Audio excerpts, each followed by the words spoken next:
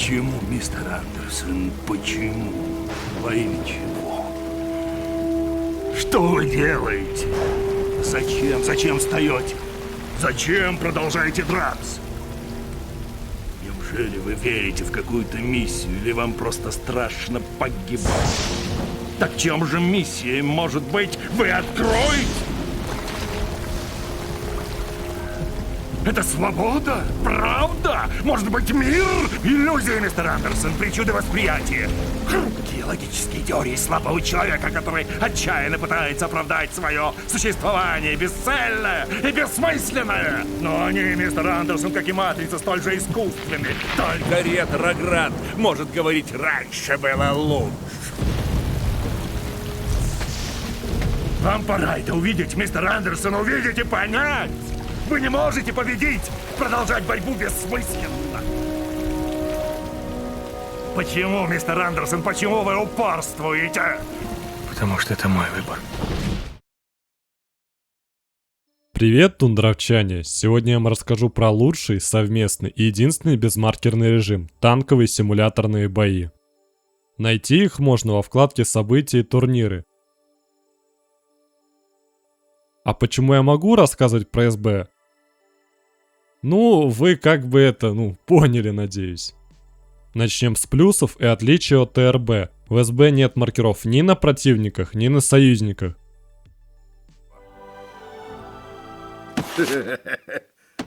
Поверил. Ну и бредятина. Есть только два исключения. Первое, когда враг в красной зоне респауна, но маркер видно только тому, кто только что заспавнился 7 секунд. И второе, маркер союзных самолетов на танковой мини-карте.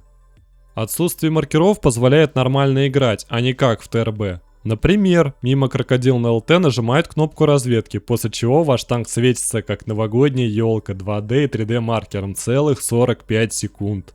Еще представим ситуацию, во время объезда не получилось ваншотнуть противника, и он спокойно светит пулеметом вас на всю карту. А всего этого в режиме белого человека нету.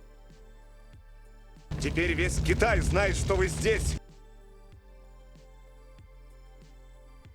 Также в СБ красная зона респауна работает иначе. Если заехать достаточно глубоко в нее, то активируется таймер самоуничтожения на 25 секунд. Но при выезде из зоны таймер пропадает. В РБ же можно ездить где угодно, но маркер будет висеть все время, пока танк в красной зоне.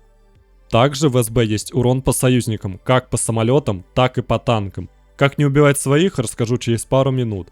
Также в СБ есть параллакс при стрельбе, так как камера расположена не из ствола, как в РБ, а на месте оптики наводчика. Чтобы комфортно стрелять, нужно установить пользовательские прицелы. Для того, чтобы установить прицелы, нужно открыть документы My Games War Thunder Saves. Ну ты поганец, Михаил, только и думаешь, как своровать что-нибудь у меня. А что ты сделаешь? Пряник мы сломаешь. Путь будет либо таким, либо таким. Зависит от того, как у вас интегрирован OneDrive. В папке Saves будет папка с числами в названии. Если она одна, то хорошо. Если нет, то придется узнать свой ID. Для этого открываем сайт StatShark, вводим свой ник и открываем свой профиль. Смотрим число вверху строки или номер на этой странице. Папка с этим номером нам и нужна. Открываем ее, Production User Sites. Универсальные прицелы устанавливаются в папку All Tanks, СБшные или специальные прицелы выгружаются сюда внутрь обособленных папок для каждого танка отдельно. Затем открываем War Thunder, заходим в управление, танк проматываем вниз и здесь назначаем комбинацию клавиш, например, Shift-L. Делаем это, потому что стандартная комбинация Alt F9 у большинства не работает из-за того, что она занята программным обеспечением NVIDIA. После заходим в пробный выезд, жмем назначенную комбинацию. Затем переходим в настройки, танковые боевые настройки. Настройки прицела, выбираем прицельную сетку. Теперь жмем кнопку «Сохранить». Готово. Теперь у нас адекватный играбельный прицел. В СБ вместо вида от третьего лица камера расположена от лица командира, что не позволяет смотреть за угол, как в РБ.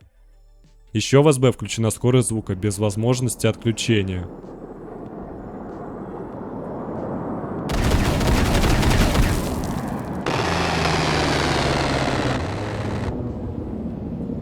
Как вы могли услышать, у Литкит смогли скорость звука, но в его правильное расположение нет. Звук от стрельбы А10 идет за самолетом, хотя он должен исходить из места стрельбы. В СБ вместо системы бэров с вилкой плюс-минус 1 система сетапов. Есть 6 нижних и 5 верхних сетапов. В нижних немцы, итальянцы и японцы воюют против всех остальных. В верхнем же Китай и СССР воюют против всех остальных. Сетапы сменяют друг друга раз в сутки в 14:00 по МСК. Одновременно доступен один нижний и один верхний сетап. Соответственно, нижние сетапы раз в 6 дней, верхние сетапы раз в 5 дней повторяются. Сетап ограничивает технику, которую можно взять. Например, в сетапе 4.1 можно взять Пантеру Д или Ешный Тигр. То есть условный Т-20 не сможет встретить Фердинанда или Тигра-2 в этом сетапе. Отсюда можно сделать вывод. В СБ всегда можно играть в топе, так как в каждом сетапе есть техника с максимальным БР этого сетапа. Но где же найти их расписание? Есть специальный сайт, ссылка будет в описании. Там можно посмотреть, когда какой сетап будет и какая техника в каком сетапе представлена.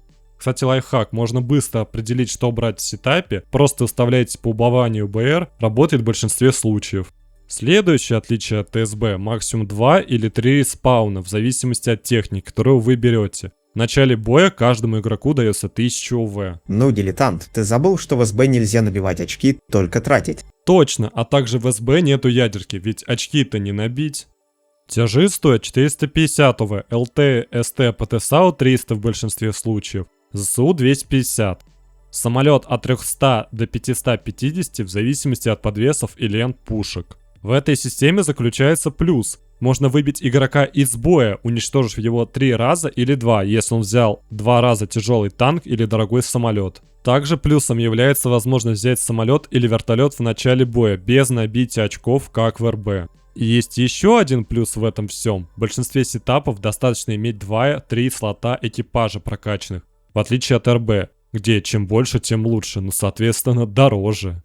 Теперь немного про карты. В СБ другая ротация карт. На топах можно встретить Берлин. Прекрасная карта, которая выпадает раз в 2 недели. Улитка, удали нахрен Северск 13 и повысь шанс Берлину. Причем самое смешное, 3 года как убрали островы Пантер, Тигров как на Берлине, так и на Рейне, но Рейн как и треклятый Северск, на котором БТ-5 на фоне Су-25 катается, в РБ падают на любом Бере, а Берлин только с 3.7 по 6.7, вот и думайте. Какого хуя они в другом порядке разложены? Также присутствуют версии карт, которых нет в аркаде и РБ. Например, большие версии второго сражения за Эль-Аламейн, Хюргенского леса и Моздока, а также другое расположение точек и респаунов. Например, на Восточной Европе или Сталинграде. Лучше бы мне в утреннюю кашу насрали. Банк. Здесь кроется еще один плюс. Например, в СБ есть только маленькое Мажино. Чуть не забыл сказать, что в СБ нету режима с одной точкой, только с 2 или 3. В СБ управление летной техникой происходит без инструктора. Это полное управление, при котором игрок сам управляет плоскостями самолета, в отличие от прицеливания мышью, где игрок просто указывает направление, а инструктор в свою очередь управляет плоскостями для достижения этого направления. Это куда сложнее, нежели аркадное прицеливание мышью, которое создает еще один плюс. В таких условиях летать могут далеко не все, а не как в ТРБ, где танкист берет бесплатный Як-3П без подвесов и гнобит штурмовиков. Суммарно все эти плюсы делают этот режим самым играбельным, по моему мнению, так как ограниченное количество респов и отсутствие маркеров и солянки делают геймплей более предсказуемым и честным. Подведем первые итоги. Плюсы СБ. Первое. Отсутствие маркеров и разведки. Второе. Максимум 3 респауна. Третье. Самолеты с первого респауна можно взять без набития ОВ. Четвертое. Игра в топе. Пятое. Полное управление самолетами. Шестое. Сетапная система позволяет играть техники не на их РБшном рейтинге. Например, Бачат с БРом 8.0 может играть против Тигров вторых с БРом 6.7 в сетапе 6.1. Но не обошлось и без минусов. Первое. Поиграть в любимый сетап не получится каждый день, приходится ждать. И также в СБ нельзя использовать приказы, а значит миллион серы под сокрушителем не фармануть. Это тоже минус. Третье. В СБ только малая часть техники по-настоящему играбельна. Я вас прошу, не берите в 4.1 всякие ТТ-476, Шермана 75 и ни в коем случае никаких Як-10. Берите только ТТ-485, Т-20 и М-18. Пожалуйста, я вас прошу. Фух, остальные минусы обсудим позже, они сами проявятся. Что такое СБ вы поняли, теперь пора рассказать, как играть в него. Ну 5 минут. Ты можешь прерваться. Хоть на 5 минут! Тимкиллы. Чтобы не быть поганцем, как эти индивиды, запоминайте следующие правила, как не убивать союзников. Правило первое. Проверяйте список игроков через кнопку Tab. Так вы видите, какие танки и самолеты в вашей команде. А при наведении на иконку техники вы видите ее детально, что позволяет при встрече ее точно опознать. А также позволяет увидеть, есть ли трофейные танки у союзников по типу советской или французской Пантеры. Я вам запрещаю в сетапе 5.1 уничтожать советскую Пантеру. Она отличается от немецкой зеленой башни отсутствием пулемета на этой башне, командирского, и практически полным отсутствием бортовых экранов. Пожалуйста, не путайте эту пятую Пантеру с немецкой.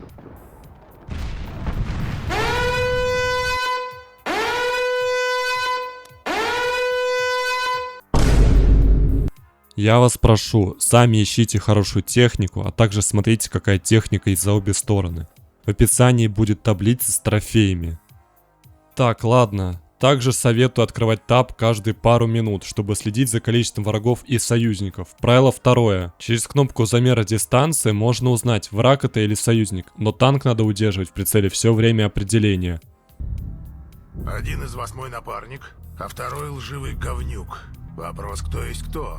Также есть быстрый метод, достаточно пулеметом пострелять по гусенице танка. Если при стрельбе по гусенице не появляется камера попаданий в правом верхнем углу, значит это союзник. Если камера попадания появилась, значит это точно враг. ЗСУ, 12 часов. В упор. Также при замере дистанции командир говорит танк азимут с расстоянием как для врага, так и для союзника. ЗСУ, 12 часов. Близко. Поэтому это не является способом проверки на врага. И отдельно для зенитчиков. Когда союзный самолет пролетает над танковой картой, то его маркер появляется на миникарте. Повторяю. Чтобы проверить, есть ли в небе вражеские самолеты, нажмите комбинацию Т-61 в сторону самолета. И вам покажут азимут и высоту, если это враг. Однако в том направлении могут быть и союзные самолеты, так что придется всматриваться. Поэтому, если вы не уверены, что это враг, лучше не стреляйте. В данном случае лучшее действие – это бездействие. Не забывайте, самолеты тоже могут быть трофейными. Например, китайский трофей японских самолетов. Ну и чтобы самому не пасть от рук синьки, прожимайте Т-4-2 каждые 2-3 минуты. Касательно СБ, пожалуйста, чтобы пометить себя, ставьте не следуйте за мной, а прикройте меня. Тогда союзники будут видеть щит и никогда не будет путаницы. Все это вообще можно сделать на различные кнопки прямо в настройках. Спасибо, легенда. Кстати, у Минокладчика крутые видео, очень советую посмотреть. И помните. Сказочные твари! Не будьте как дома! Вам тут официально не рады, это факт! Да шучу я. Как играть на танке в СБ? Начнем с графики. Лично я играю на самых минимальных настройках, без анизотропной фильтрации и с включенной совместимостью со старыми видеокартами, а также с фильтром резкости NVIDIA. Такая графика дает лучшую видимость противников. Если вы хотите красивую графику, ваше право, а мое право вас первым замечать и стрелять. Про разрешение. Ясное дело, чем больше, тем лучше. Я играл и на Full HD, и на 2,5К, оба монитора на 27 дюйма, и на 4К 32 дюйма. И скажу вам вот что, разрешение очень роляет, но даже если у вас Full HD, вы можете включить суперсэмплинг. При включении данной опции видеокарта рендерит разрешение больше вашего монитора, а затем масштабирует до него, тем самым картинка становится намного четче. Лучше его включать не в игре, а через панель NVIDIA и AMD, так как в игре суперсэмплинг хуже по качеству DSR или VSR. Как это сделать? Можете посмотреть в гайде К2 на графику. Единственная помарка, на AMD не обязательно менять разрешение винды. Не для всех игр это так, но для Тундры не надо менять разрешение винды, насколько я помню, могу ошибаться. Большая часть опыта, полученного в РБ, применима и к СБ, однако есть ряд важных тактических отличий. Из-за ранее упомянутого вида от командира городские карты играются иначе, так как углы придется проверять своей тушкой. Старайтесь строить свой маршрут от завалов и пологих куч мусора, из-за которых можно относительно безопасно осматриваться. Если же вам необходимо проверить угол здания, то выкатывайтесь обратным ромбом. Работает для техники с башней спереди или чуть посередине. Только на топах так не делайте, а то лом сделает бобо. То же самое касается частей карт с высокими заборами. Танк, стоящий прямо за таким забором, видит все, а его самого практически не видно. Видишь суслика? Нет. И я не вижу. А он есть. Вообще это не особенность СБ, в ТРБ работает так же, но мем-то не вырезать. По тактике, смотрите на число смертей у противника, особенно когда атакуете респ. Убили танк, открыли таб, посмотрели, сколько смертей у игрока. Если 3, в этом бою он больше не появится. А если минуснули тяжа, а игрок снова выехал на тяжелом танке, приоритет по нему, а не последнему танку с одной смертью. Так вы гарантированно выбиваете игрока из боя. Даже если вас добьет тот средний танк, это лучше, чем оставить в живых тяжа. В первом случае остается один активный враг, а во втором все так же 2. Про стрельбу. Привыкнуть к стрельбе с параллаксом можно, но для этого надо практиковаться. Как говорится, если вы хотите научиться играть на скрипке, то много надо играть на скрипке. Но есть один прикол. Если у танка больше одного основного снаряда, то кривая падения будет только для одного из них правильная. Например, на першинге кривая будет правильной только для камерника, когда подкаль будет лететь по иной дуге. Да, меняется шкала дальности, но все равно неприятно. Как решить такую проблему, я не знаю. И даже миноукладчик не знает, самого у него спрашивал. Советую пробовать прицел в пробном выезде. Практика, практика, еще раз практика. Если в РБ кусты это преимущество, то тут это преимущество в квадрате из-за вышесказанной причины в виде параллакса. Но при маскировке танка нужно быть осторожным, чтобы не закрыть оптику наводчика и в бою не стрелять от командира вслепую. Как найти этот прицел? Заходите в рентген танка и находите модуль возле наводчика. Оптика наводчика называется. И просто не закрываете его.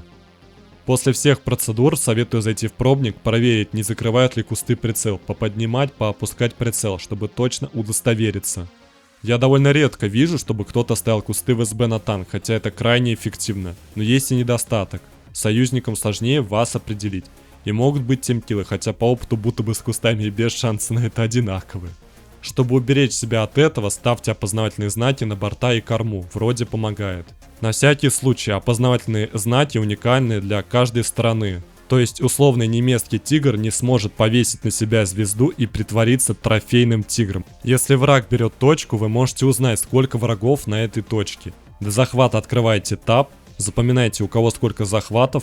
Сразу после захвата снова открывайте и сравнивайте количество захватов и узнаете, сколько врагов на точке. Советую играть отрядами. В соло играть симуляторные куда сложнее, так как инфы меньше и сложнее учиться. Да и веселее, играть одному скучно.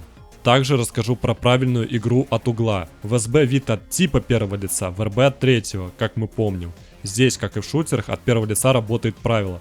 Тот, кто смотрит угол, тот и побеждает. В РБ наоборот, так как третье лицо дает возможность смотреть угол без риска. Таким образом, надо стараться самому держать угол. Допустим, враг перезаряжается, но вы не успеваете до конца его КД к нему подъехать.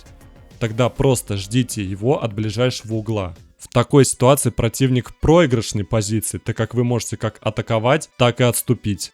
Еще, чем дальше вы от угла, тем больше вы видите за этим углом, при этом вас самих практически не видно. То есть, отъезжая назад, вы можете уничтожить краешек врага, который стоит в упор угла и не может вам ответить. Если же противник намертво встал и не дает вам проехать, вы можете попробовать от холма или пологого укрытия высунуть только необитаемый пулемет. Назначьте в управлении кнопку выбора пулемета и сброса выбора орудия. Выбирайте пулемет и стреляйте по гусенице или оптике наводчика. Довольно часто врагу кажется, что вас можно прострелить и стреляет, что дает возможность вам его убить. Но даже если танкист не пиво, вы можете сбить его гусеницы и объехать. Тактика отлично работает на американских танках с М2. Но только необитаемых, на М18 так лучше не делать. В упоре можно стрелять от командира. Круг орудия показывает реальный вектор ствола, что позволяет стрелять по стволам и уязвимым местам. Также, если по вам постреляли и вы не поняли, кто это, то вы можете нажать кнопку J на секунду и посмотреть ник обидчика. Открыть таб и понять, это был враг или союзник. Если это был союзник, то нажимайте «Прикройте меня». Если же корнеплоду все равно, то придется его устранить. Еще важно уметь считывать информацию из таба. К примеру, как понять, сейчас атаковать или обороняться. Благодаря ограниченным респам это можно узнать. Открывайте таб. Если у союзников много игроков с 2 или 3 смертями, а у врага максимум 1-2, Лучше уйти в оборону, так как у врагов больше сил и потенциальных респов. В обратной ситуации можно атаковать. Также отличается тактика в зависимости от режима. В сражении можно дольше обороняться и защищать свою домашнюю точку, так как очки не вытекают как в превосходстве. Когда в нем же, при захваченных точках врагом, их придется атаковать, чтобы не проиграть по очкам. Доп фишка. С недавнего патча появилась механика с флагами. Теперь флаг нации отображается в бою, только если в нем присутствует техника этой страны, или в некоторых случаях ее оператор. Это значит, что если вы не видите флаг, например, в сетапе 3.1, если вы не видите у врага итальянский флаг, то итальянской техники, например, пиццерийный М18, то в этом бою такой техники точно нет. Флаг появляется только тогда, когда игра подгружает игрока на такой технике. Но даже если вас убили, вы можете принести пользу команде. Не пропускайте килл-камеру. Попытайтесь понять, откуда вас убили, и сообщить в чате квадрат карты и какой это был танк. Это очень недооцененная фишка, которая позволяет пилотам суеты сразу найти обидчика и ликвидировать его. В данном случае моего союзника убили. Он написал в чат, что возле домашней точки врага 3 танка, благодаря чему я получил важную информацию, которую использовал для победы команд. Да, в данной ситуации меня переиграли, но я хотя бы знал, где примерно враг. Итак, свод правил для танкистов. Первое. Ставьте пользовательские прицелы. Второе. Проверяйте перед выстрелом при возможности, враг это или союзник. Третье. Открывайте таб каждые 2-3 минуты для получения актуальной информации, корректировки своей тактики и смены позиции. Четвертое. Играйте от пологих укрытий и старайтесь сами держать углы.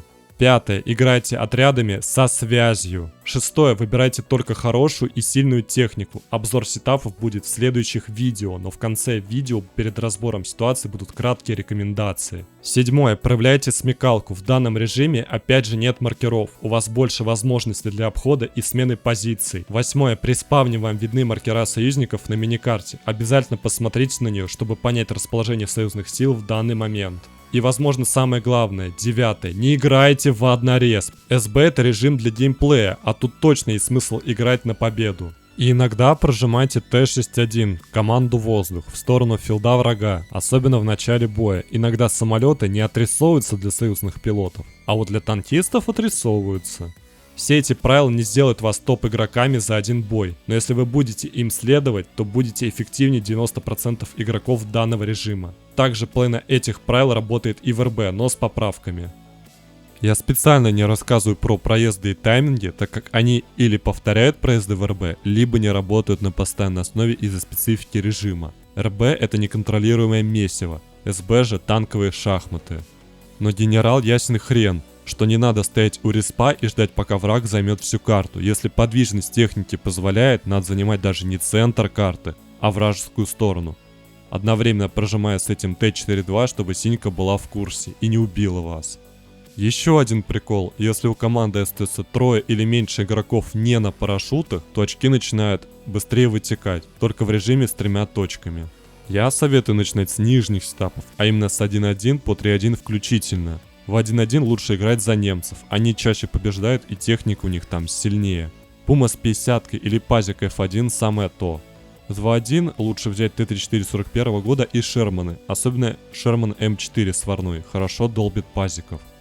В 3.1 можно взять Т-14 за США с М18 или КВ-1, они играют против тех же пазиков, что и в предыдущем сетапе, но вы поняли.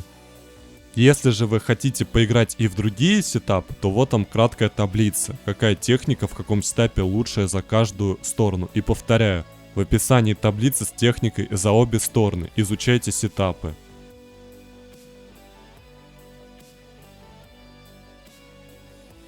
Теперь рассмотрим несколько примеров для закрепления.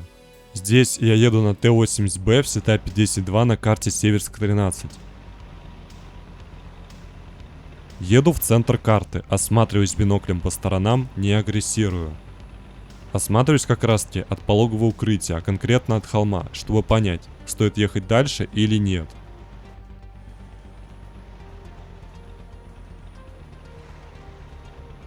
Понимаю, что вроде все безопасно и начинаю наступать.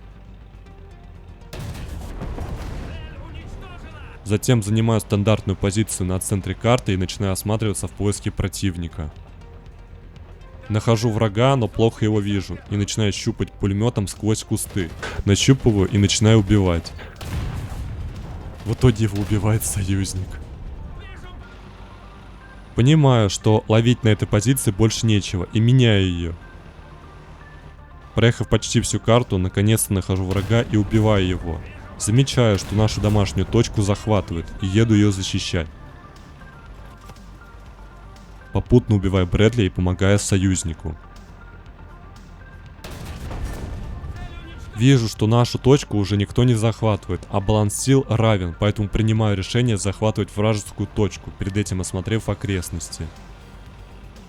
Никого не найдя, вижу, как А10 убивает нашу тэшку Мавриком, стоящую на вражеской точке. Открывая таб, вижу, что осталось 3 танкиста и 1 пилот, как раз таки А10. И принимаю решение захватывать точку, так как у меня еще 2 респауна, и я могу позволить себе сыграть агрессивно. Меня атакует вражеский выбеси и чуть не убивает, но мне везет, и я побеждаю его.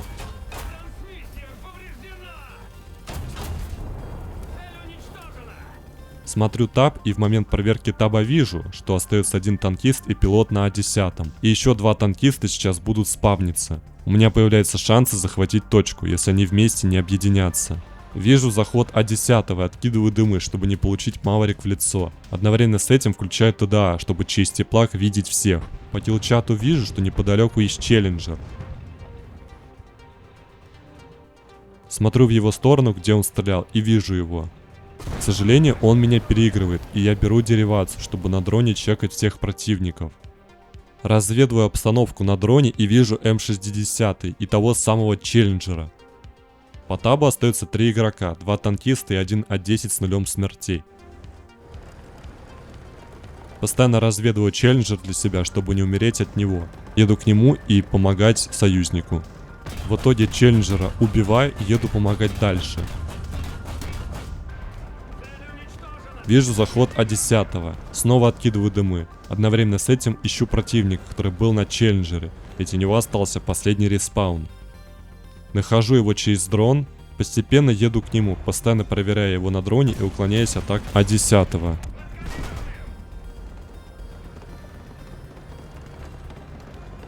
В итоге Desert Warrior убиваю и отправляю этого игрока в ангар. Остается 2 игрока, М60 и А10. Все это время я показываю метку противников и свою метку, чтобы меня не убили. Нахожу через дрон М60, который захватывает свою точку. И еду его атаковать, пока А10 без подвесов. Мой Т-90 справляется с танкистом и слышу подлет А10. Начинаю его убивать. Все, мы победили. Почему же я вам так навязываю СБ, закрыв глаза на некоторые его проблемы? Потому что соотношение плюсов и минусов у СБ куда больше, чем у РБ. СБ это осколок старого War Thunder, в котором правила куда честнее и прозрачнее, чем в маркерном мясном РБ. Но СБ тоже ухудшается иногда косвенно. Например, когда Razer раздал им 44М55 за многие нации, из-за чего в 4.1 и 5.1 иногда происходит цирк с конями. Почему все вокруг путают нас с тобой? Мы один человек? Правильно. В СБ действительно можно вытаскивать катки куда чаще, чем в реалистичных боях, где тебя задавят мясом в 5-6 респаунов, бесплатными зенитками и маркерами. Но если вы ушли из игры или устали от РБшного хрючева, то добро пожаловать в СБ. Большая часть игроков старой школы ушла из игры или сидит в РБ СБ, может АБ, я хз. А новая кровь не видит и не понимает, чем новый War Thunder плох, им лишь бы прокачать каловые топы и гриндить модельки. Да, от прокачки обычному игроку не сбежать, но что мешает гриндить ради геймплея, а не ради моделек и топового геймплея? Даже если вы не хотите играть в СБ из-за его сложности, хотя на танке в СБ не сильно сложнее, чем в РБ, вы можете играть в средней ранге до БР 6.3 и получать удовольствие от игры. При этом прокачка идет быстрее тут, на порядке. В реалистичных боях хороших танков максимум 40-50 на всю игру, и то четверть это тупо вариация одного танка, в случае Шермана или Абрамса. И даже те, кто хотят играть, не всегда могут сразу найти тех, кто реально разбирается в игре. По моему мнению, в танках шарят ЧСВ, К2 и я. Да-да, само мнение, и еще несколько блогеров. Отмечу Баноку, классно, весело делает и неплохо разбирается в игре. В самолетной же части Runaway, тезка Fullfire и еще пару человек. Некоторые из блогеров даже не знают, почему игра стала такой, куда все движется, при этом продвигают топы, делая при этом летсплеи без глубины. Советую посмотреть, каким War Thunder был до 2018 года, когда трава была реально зеленее, графика светлее, а карты меньше и играбельнее. К сожалению, большую часть игр сейчас делают не для того, чтобы люди получали хороший геймплей, а для того, чтобы с людей получать донаты на боевые попуски и пропуски гринда. Для меня существует 3 онлайн-игры на данный момент. Squad. Эх, вот бы научиться мультиэкипаж, но Тундра с СБ пока не отпускает. Battlefield 6 вроде неплохой после 4 сезона. И War Thunder. Но бесплатно готов играть только спидран на ИПСО, ТСБ и купаться. Ну, может быть иногда штурмовка с 9.3 до 11.3 БРа. Там можно иногда поиграть. Такие видео делать очень непросто и долго. Я рассказал в том числе о вещах, про которые никто из блогеров еще не рассказывал. Поэтому, пожалуйста, подпишитесь, приходите на стримы, ждите самолетную часть гайда. На Бусти заранее будет доступна самолетная часть. Играйте в игру, а не в прокачку.